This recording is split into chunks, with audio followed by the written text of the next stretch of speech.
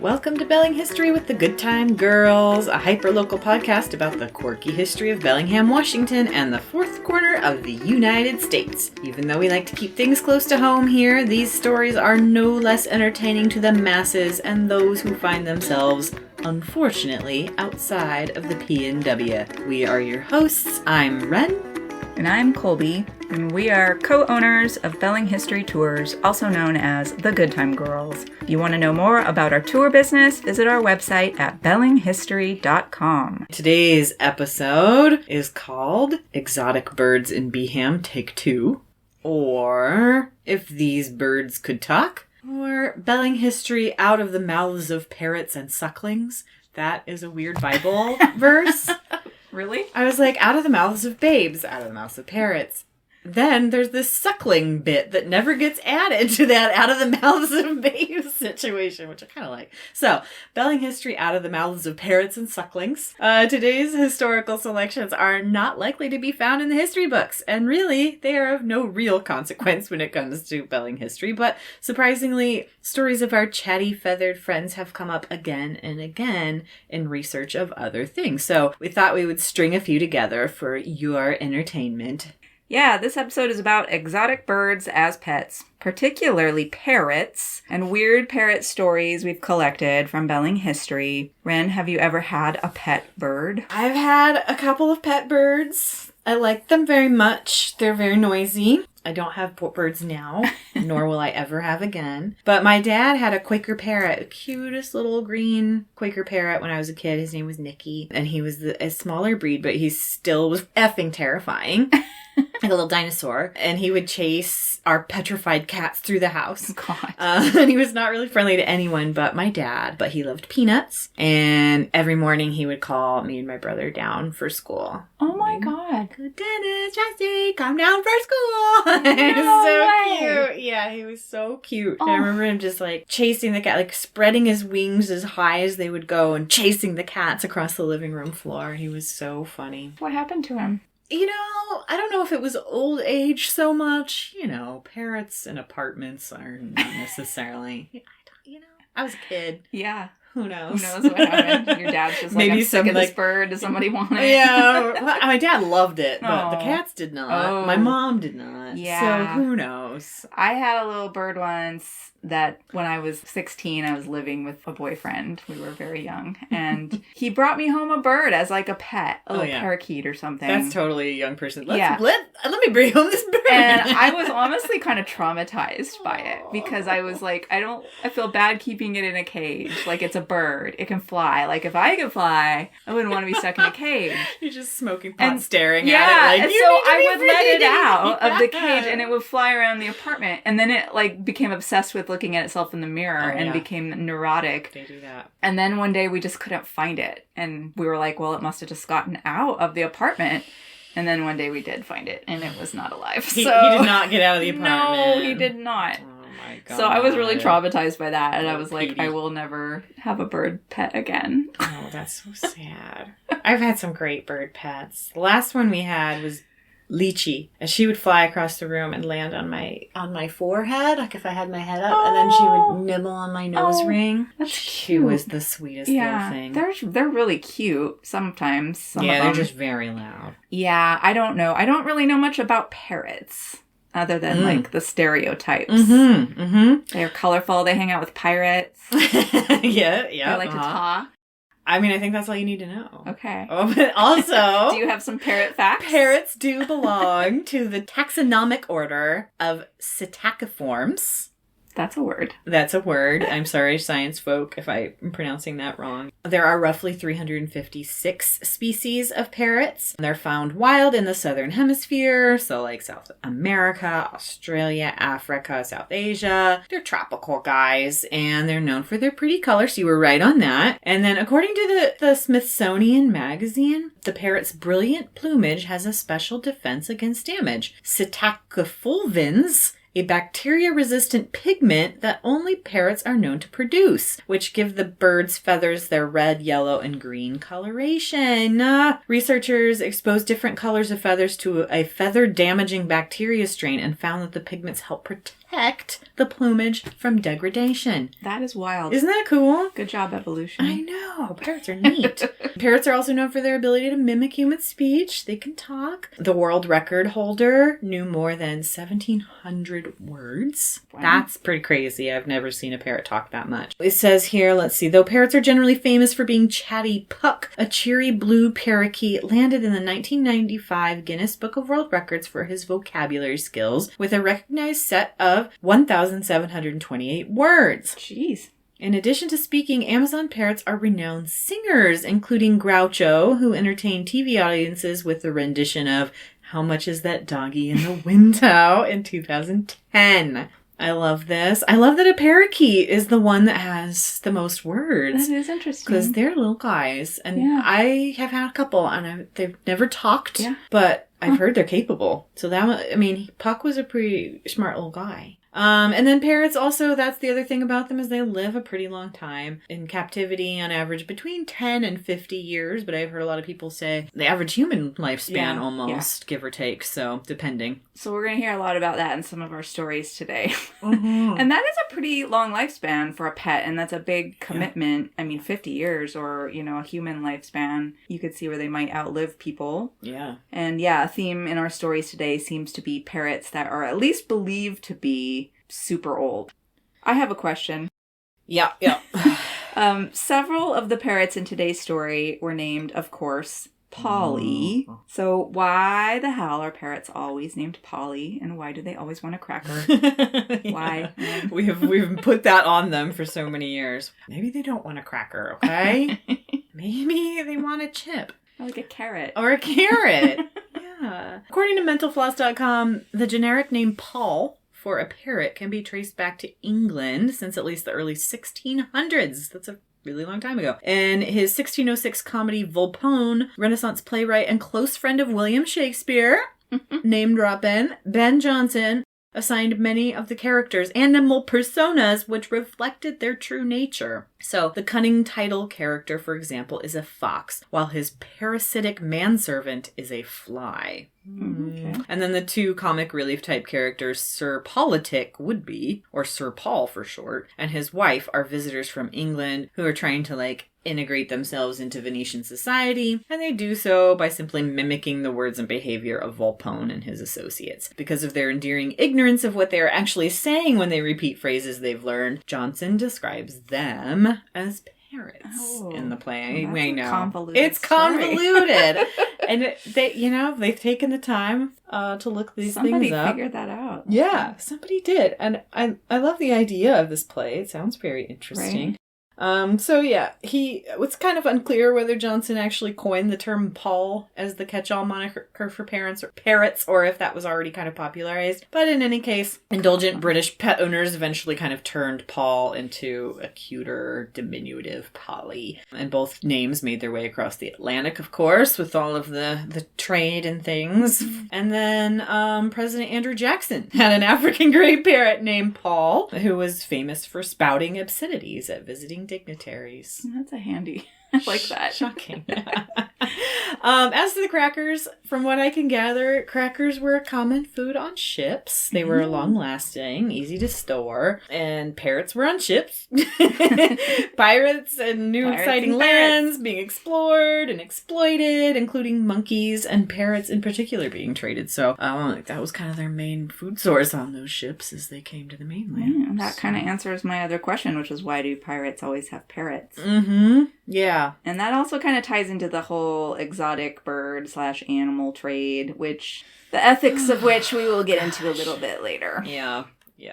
So, but that just, all goes to show we can history nerd out about nearly anything. But now we got to get to the local history. All of the parrot stories today came from the newspapers. Some might say they were slower, more wholesome times, and I can only imagine it's been a good 40 years since wholesome parrot stories made the paper. But I'm running for president, and I say, let's make America squawk again, Colby. Actually, they're newsworthy, fairly recently even, but I think it's getting to be like less PC. It's less wholesome. Yeah. Yeah. So it's more not so like, much. these dicks have a parent. It's bad. Or is it fun stories? I don't know. There's kind of a mix. We'll get to that. Okay. All right. Well, let's do our first story then. The theft of a Bellingham beer bird is what I like to call it. On June 30th, 1908, the Herald ran an article about a local saloon owner's missing parrot. The scene of the crime, the basement of the Daylight building, which today houses the Underground. Is it defunct? Is it not? Unclear. Is the Underground still there? I don't know. The Herald reported Chief Cade and 11 of his men are busy today trying to find Fred Alt's parrot, which someone stole last night. The tropical bird is, or was, the apple of Fred's eye, and if he finds the man who kidnapped the feathered one, there is due to be a funeral. To help matters along, Alt goes out of business tonight, as his saloon in the Daylight block has not been a paying proposition. And now, on the eve of his great calamity, someone has eloped with his handsome Hibernian-colored pet. Just a little side note, I had to look that up. What the hell? Hibernian. Hibernia is the classical Latin name for the island of Ireland. Oh, it's green. So it's green colored. Yeah. Of course. The parrot was the life of the saloon run by Fred. It had a habit of sitting up above the bar and calling, "Fred!" "What is it?" the owner would retort. "Beer," the bird would reply. "All right, come down," Fred would say, and then the parrot would alight on the bar, swallow his beer with much gusto, and then remark, "Thanks, no more," and fly away again. I love this bird. On summer days, he has caused no end of amusement by exclaiming, "Pretty lady," as some women would go by. And he had a half of the dogs that passed by along Elk Street, as well as the small boys, half wild by sending forth shrill whistles that would cause them to hunt in all directions. But the parrot is gone now, and Fred will not be happy until he gets him. As a result, the whole police force is trying to locate the bird, and Alt will certainly prosecute the case if the culprit is found. A man who hung around the place is under suspicion, and the police are trying to locate him. Dun, dun, dun. Dun, dun, dun. Thank you, Harold. I found that article a long time ago, and I at the time couldn't find anything like a follow-up on it. Oh, and no. so I just was like, I don't know whatever happened to Fred Alt's parrot. And then I came back to it all these years later and found the article. Yes. A follow-up. Oh, good. Okay. So it was on the following day, the paper reported Alt's parrot returns. And they said, Fred Alt is happy once again, even though he does go out of the saloon business today because of lack of patronage. Wah, wah. Yeah. For yesterday afternoon, his beloved parrot returned. The bird was stolen by someone Saturday night, and Fred had the whole police force trying to locate it. He was agreeably surprised to see Polly return of her own accord yesterday afternoon, and from her place behind the bar demand beer. Yes, Polly, me too. Fred was so tickled to see her again that he lost no time in giving her what she asked, and she too seemed glad to get back home again. It is supposed that the man who stole her either became frightened and released her near the saloon, or else that she broke away and returned of her own accord. She's like, fuck you. Yeah, I got beer back home. Packed what am the I doing sky here? or something. Yeah, get him. So that's great. That's lovely. Polly, the beer-guzzling parrot, was only gone for one day before she found her way back home. So Fred Alt's saloon did close down, and sadly 2 years later he was found dead in his bed in Beck's Hotel on Cornwall Avenue in 1911. He was buried unceremoniously in the Potter's Field in Bayview Cemetery. There was no mention of Polly, the parrot. So the ultimate fate of Polly is unclear. Remains unclear. Maybe he sold Polly with the saloon, or some other saloon guy friend picked it up. Unfortunately, Polly didn't make the news again, so I don't know. We just can't have a nice, wholesome story, can we? We've That got to end in death. That one did really lead me down a parrot hole.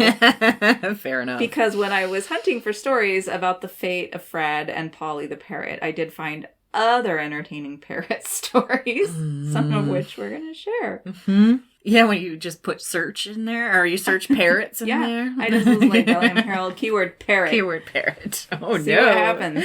Yay. Is the next story, fast forward to 1949, when the Herald reported on another parrot named Polly, of course. The article is titled, Polly loves to talk, sing, but sometimes exasperating. Great headline, love it. And there's a picture with this article, which is very cute. It's Clarence G. White. He's a retired local banker. And the caption says, he keeps a wary eye as he watches his 36-year-old pet parrot, Polly. The talkative bird will peck at White, but is calm around his wife. And then there's a cute little article along with it. So let's see. For all her 36 years, Polly is one female who doesn't show her age.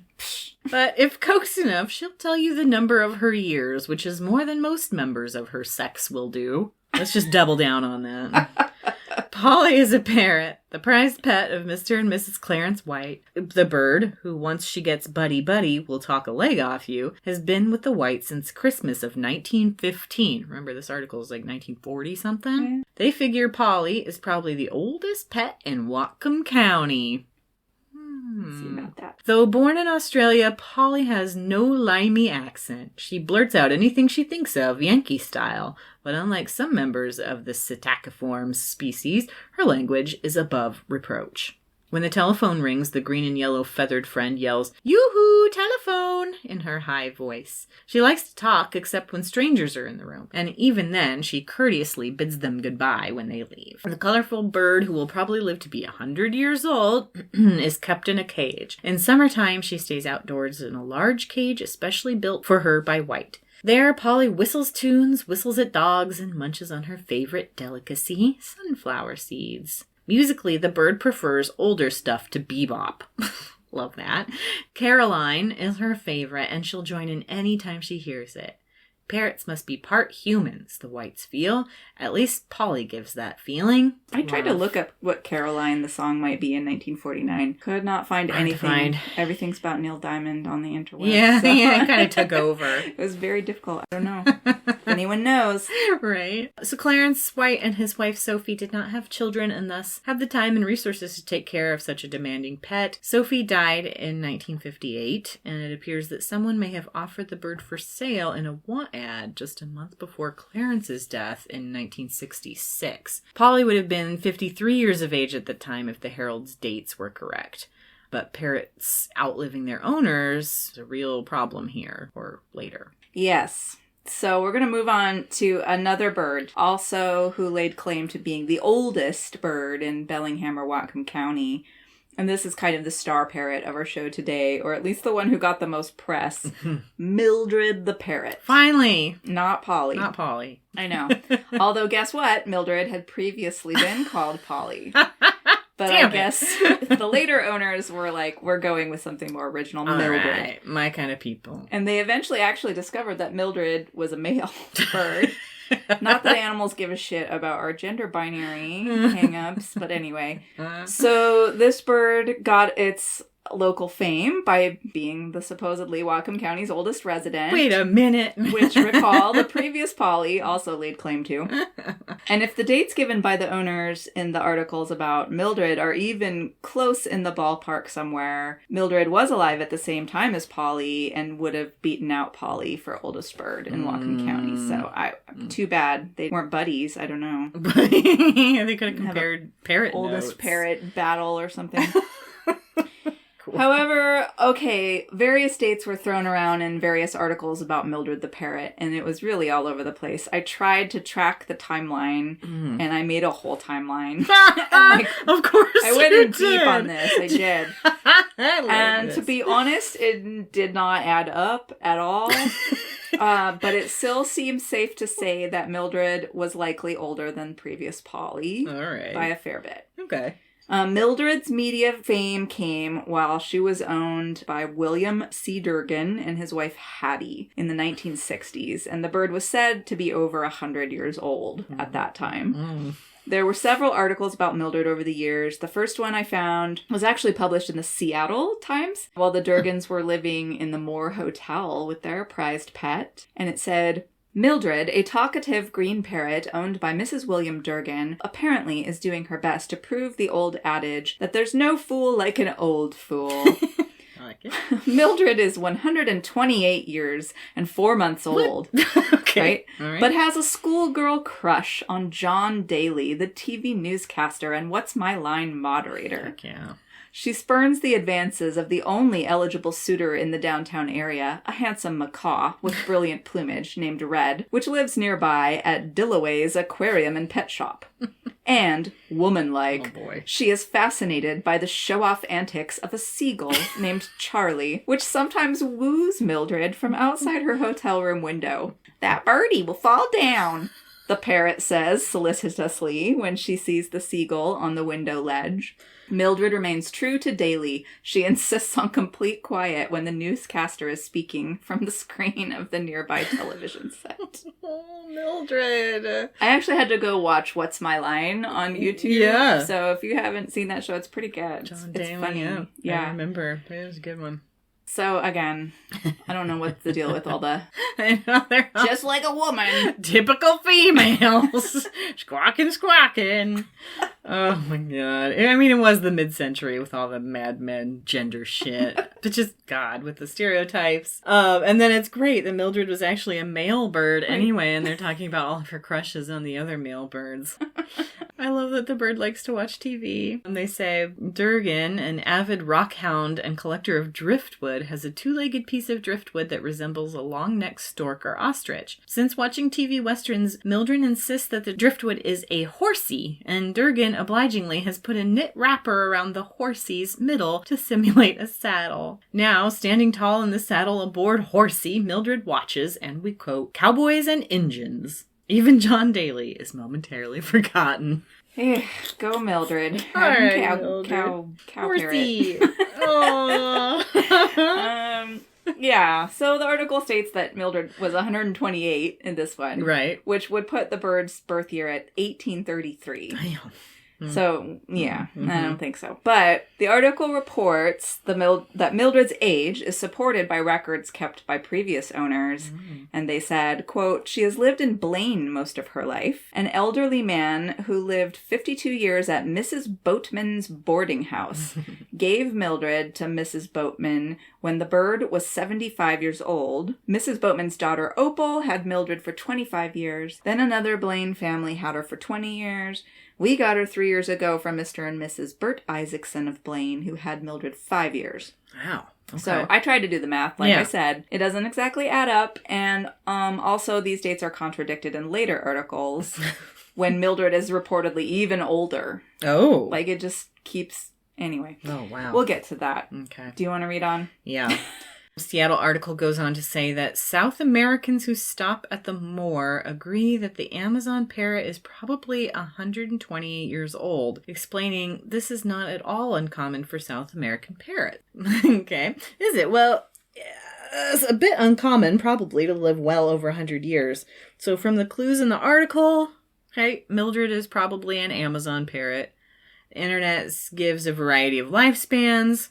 We visited several sites, right, that say 25 to 50, 30 to 60, 40 to 70, or up to 80 for this type of parrot in captivity, and that is on the long side. So other species of parrots seem to have similar or shorter lifespans. It does not seem like it would be common for Mildred to be 100, much less 128. Yeah, not so common. No. It would be kind of uncommon. Not crazy. In the article, they also discuss how some of the phrases Mildred says might give clues to the bird's background. Oh, yeah. Yeah, I love So, this. they said, much of Mildred's past is clouded in mystery, and the only clue is words and phrases she lets slip from time to time. Mildred must have been around an early day logging operation when an accident occurred in the woods, because she frequently calls out, "Hitch the horses! Get the buckboard! Whoa! Anybody hurt?" I love this for Mildred. It's great. Mildred's vocabulary, which is considerable, is without any naughty words. Curses is the extent of her profanity. Oh, we might not get along then. She also speaks some Chinese. Oh, wait. At one time, Mrs. Durgan said, she must have been around children who played jacks because she frequently mentions, "Let's play jacks and ball." "It has been years since I've heard of children playing jacks," Mrs. Durgan said. Yeah. I guess that was already old-fashioned. She's in a regular 1961. No, it fucking wasn't. That's what the children played. They played jacks in the 60s. This crazy lady. And also, hitch the horses and get the... Like, Mildred likes watching the Westerns. Right? So, just saying. Plus, they would have to be saying that over and over again for her to pick that up. Right. Oh, boy. Mrs. Durgan has a doll buggy with a cage-like hood in which Mildred is taken for short strolls in the hotel area. Mildred seldom talks in front of strangers. Consequently, Mrs. Durgan has 8 reels of tape recorded monologues by Mildred. Otherwise, she would make an awful storyteller out of you, Mrs. Durgan said, playing one of the tape recordings to prove that Mildred's vocabulary is all she says it is. Now you talk to the people when they talk to you, Mrs. Durgan often tells the parrot before taking it for a walk. Didn't Mildred talk to anyone in the store? The husband sometimes asks upon their return. Nope. Mrs. Durgan usually replies. Questions, questions, questions, the parrot usually replies, shaking its head woefully. Me too. Me too, Mildred. I don't want to talk to anybody at the grocery store either. But it seems like that comes up sometimes in these articles or things I was reading was like, I went on a lot of bird forums, I'll tell you. And that is something that they were discussing. Like, why doesn't my bird talk around other people? Shy, yeah. So, cool. And also they seem to like fixate on one person in the house who they like and are kind of jerks to everybody else. That's been my experience. So that's interesting. Mm-hmm. So the Durgans, apparently, they moved back to Bellingham by 1963, and the Herald ran a story on the bird at that time, and at that point, stating that Mildred's age was 150 years old, which adds like 20 more years out of the blue to Mildred's lifespan. Also, the story changes in this article, probably because the Durgans had spoken to more members of the family or people who knew some of the history of the birds. They were like doing some sleuthing and trying to put it together, which I like. I appreciate that. Mm-hmm. But, so there's a photo with this article captioned, Mildred at 150. Mrs. William Durgan holds Mildred, her 150-year-old talking parrot, who appears to be reminiscing about past history. The South American bird could lay claim as Bellingham's oldest resident.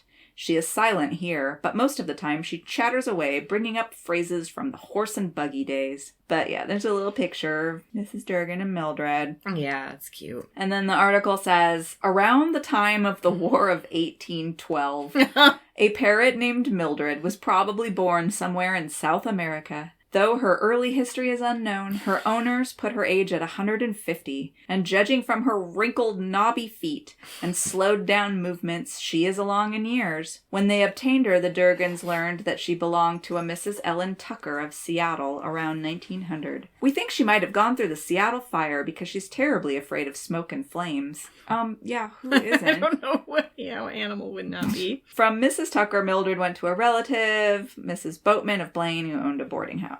We heard that before. So I researched the whole Tucker-Boatman family, except no Ellen Tucker seemed to be living in Seattle around 1900, but there was a large family, still possible, I suppose. I'm going to skip the long and confusing timeline and genealogy of all these people, but just know that I absolutely did create that and do a bunch of research on everyone involved in this story. See if they're liars. I know, and it was very interesting to me. It's just too convoluted to explain here. It's interesting to us. Is it interesting to all of you? If you really want to know, email me.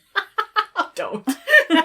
Colby does not have time to be defining bird timelines for anyone else out there. I can just copy and paste. I have a whole document. Oh, Jesus. All right, you asked for it. We talk about the hitch up the buckboard thing. They think the bird may have been around a livery. Yeah. Also talk about the bird eats with the family and the same food off a hand-painted plate. Jam on toast was a favorite. They also mention that the Durgans also own 2 other parrots. Ricky and Pippi. And a smaller parrot named Pablo. And a mynah bird named Miss Jimmy, which became Miss Jimmy after laying eggs.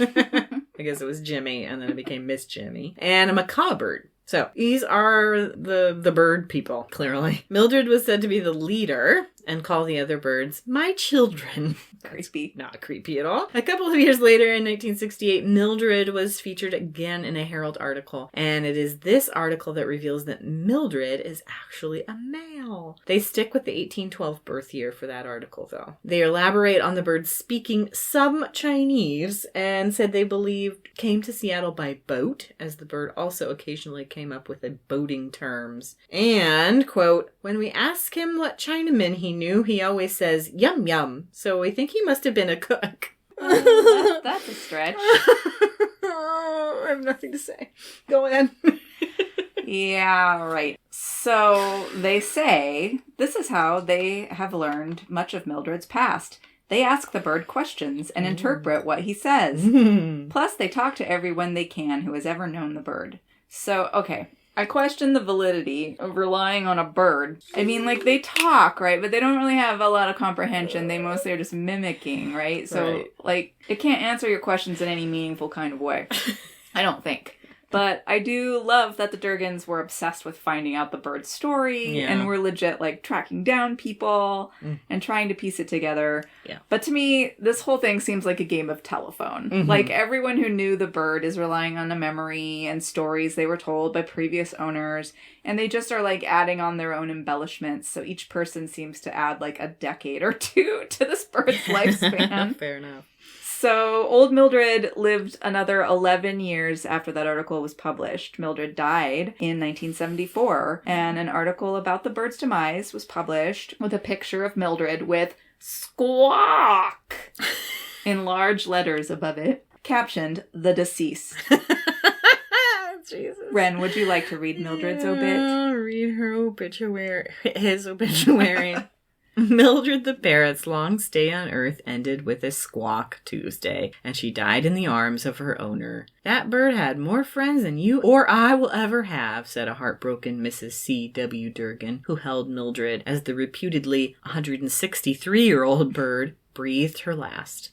Although Mildred's age has never been officially documented, Mrs. Durgan said she outlived 5 generations of the Boatman family in Blaine. The bird was taken to a local taxidermist Wednesday in an attempt to confirm her age. It says Mrs. Durgan planned to have Mildred mounted, and Mrs. Durgan was not pleased by that prospect. But another potentially taxidermied bird around here, folks. I know. We had an ostrich. Yep. Maybe Mildred's out there. Please check your attics, your grandma's attics.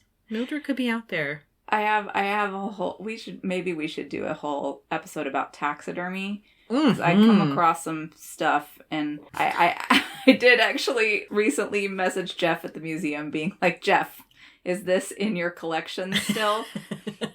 And it wasn't. But, so some of these taxidermy animals ended up in the museum, but a lot of them have subsequently been, I don't know, gotten rid of. Dissolved. Yeah, fallen apart. So moth-eaten. There's weirdly a lot of stories about taxidermy. Okay. Oh, yeah. So, unfortunately, we couldn't find a follow-up on whether the bird was actually mounted or its age confirmed. Yeah. But I am going to go with the most logical explanation, which would be that Mildred was actually, in my guess, was born at the earliest around 1900, which would make him about 70 years of age, which is that's pretty good. Old for a parrot. Good job. But certainly not the War of 1812. I do love that. Or 163, or any of that nonsense. That has to be an exaggeration. So the Durgans, William died 4 years later at age 79 in 1978, and Hattie in 1986 at age 80.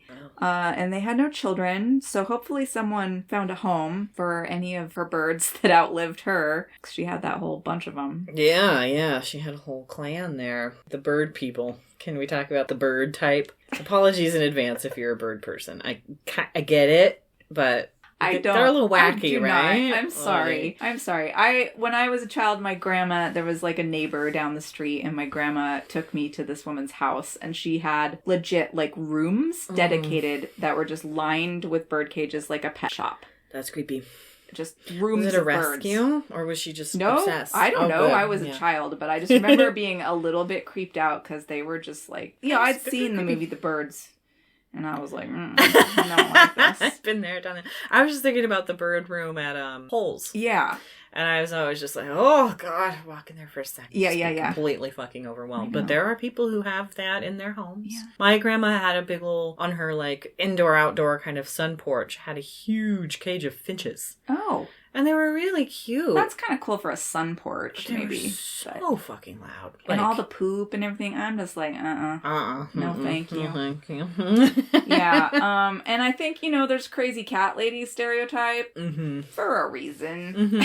There's the ostrich people. I think bird people might be even a little crazier than crazy cat people. Yeah, I'm sorry. Because you're like trying to talk to them, right? Like the Durgans are like... history sleuthing and trying to have conversations in Chinese with this bird. Like, that's another level. I've never known somebody to try to talk to a cat about their history. They probably would if they could, but... Okay, so bird people apparently agree, according to an article about the Northwest Aviculture Society from the Herald in 1985 titled Shop Squawk. Bird lovers just wacky about the beasts. This was written by Don McMahon. Wow. All right. I like that name. Don McMahon says, bird lovers say, if you're not a little bit crazy when entering the hobby, you soon will be. A talkative parrot named Scott has been known to invite visitors into the house without consulting his owners.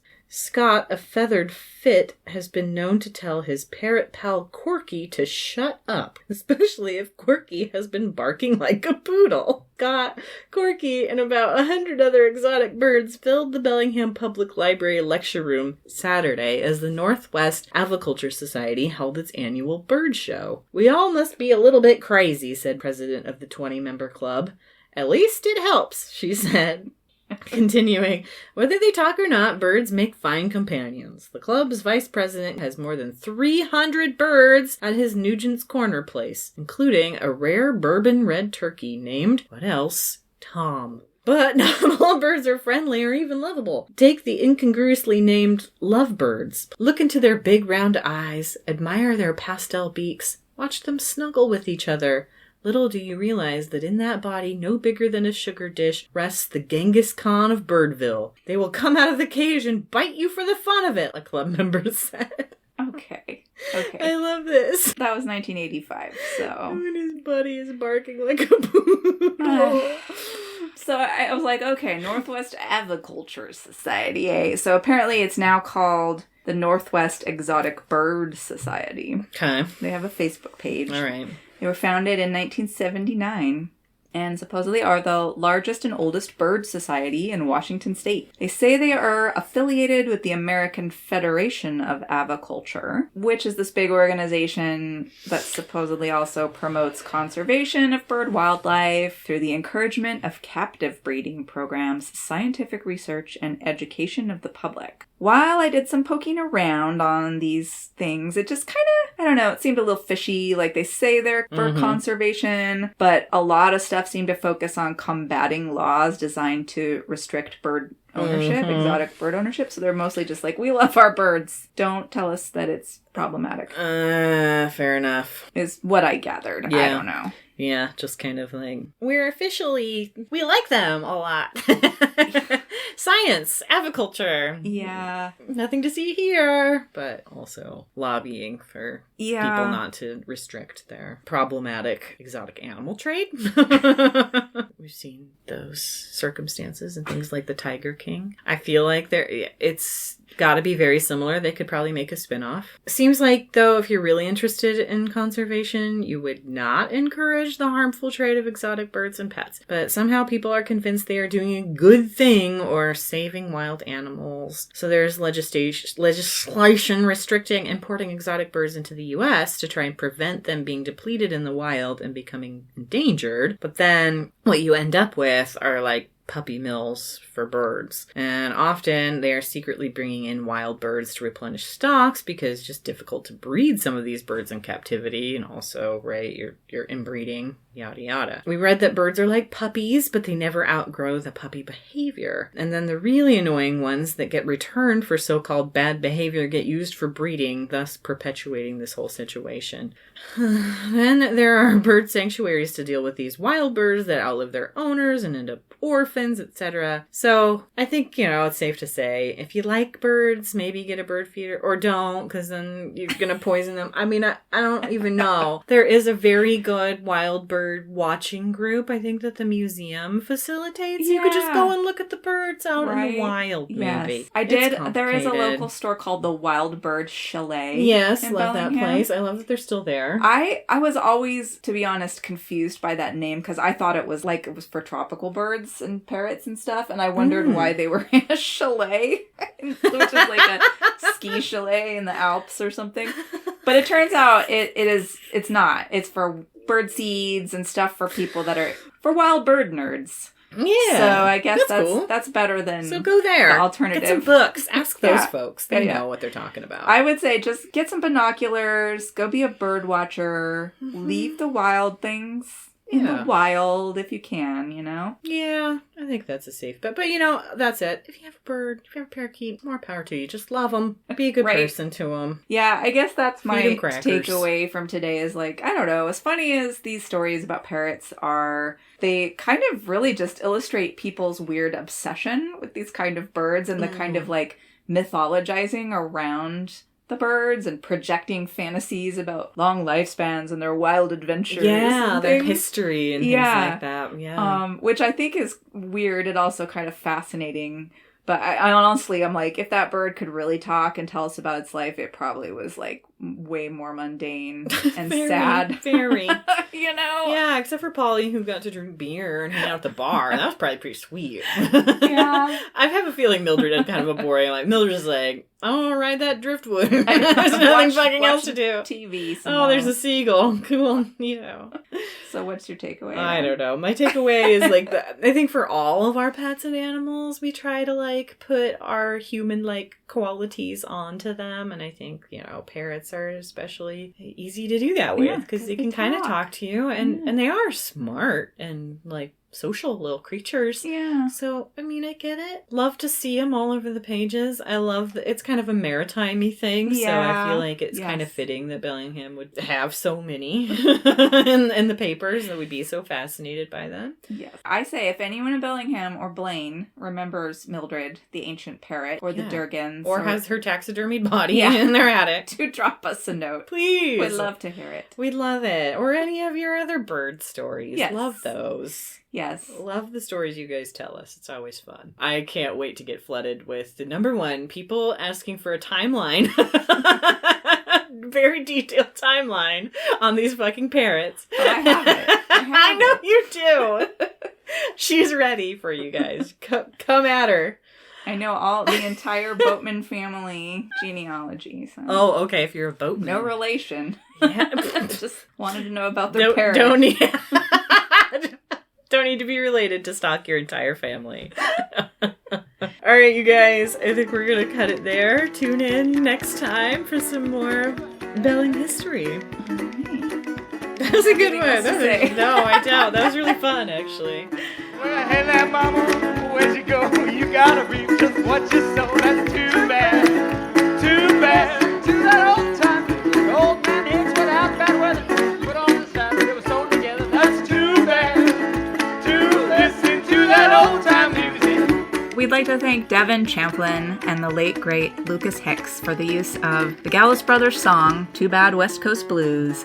You can find the Gallus Brothers tune on Bandcamp, and you can find Devin Champlin at Champlin Guitars in Bellingham. Oh, Luke loves you red, Luke loves you blue. Most of the time, Lucas loves you blue. That's too bad. To listen to that old time music. I lost my hat, I lost my brim, I look like crows just swinging on a limb. That's too bad. To listen to that old time music. All right, we'd like to thank you for listening to Belling History with the Good Time Girls. Check out our tours and events, read our blog with podcast notes, etc. at bellinghistory.com. And don't forget to subscribe and review our podcast on Spotify, Apple Podcasts, Stitcher, or your favorite podcast platform. Lost my brim, looking like a crow's nest, swinging from a limb. That's too bad, too bad. Well, I got no bugging, I got no smokes. I look like Grandpap and all of his folks. That's too bad. To listen to that old time music. And tune in next time for more Belling History.